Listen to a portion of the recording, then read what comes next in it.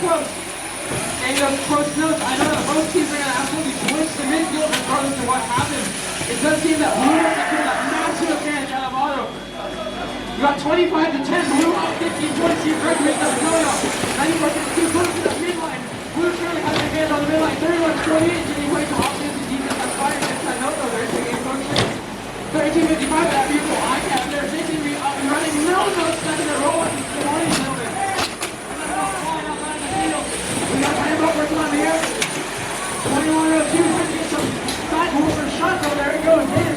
94-52, working with them, not just defending 21-02 this time, we're exchange the pace from Panini. 31-28 on the F. 94-52, looking to zoom it to day 7 traffic. 32-55, aiming again, perfect. 31-28, getting that toe. And 32-55, and TitanBot 2, fight over a couple of goats here. Traffic causes pedestrian on the flat. They got red amplified it. 5 points in for red, 10 points in for red, 15 points in for red. And we have a score that is massive. Good call to match. 54-39 red at the advantage after that. Let's see how Blue answers it. 94-52 on the source under the momentum. And no game to the track from TitanBot. Massive traffic jam over here.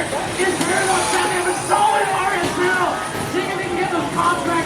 94-52 trying to get the work in. Ryderson's almost being grounded out. As others and Steel Seekers are these soul-scoring robots in their lines. Hammering those up to the speaker.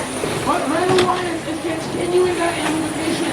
Remember, Amplify us get 5 points on number 2. Those 5 points can really turn the tide on the match. 94-52 hammering that in. Red has the advantage. 6-73 to 47.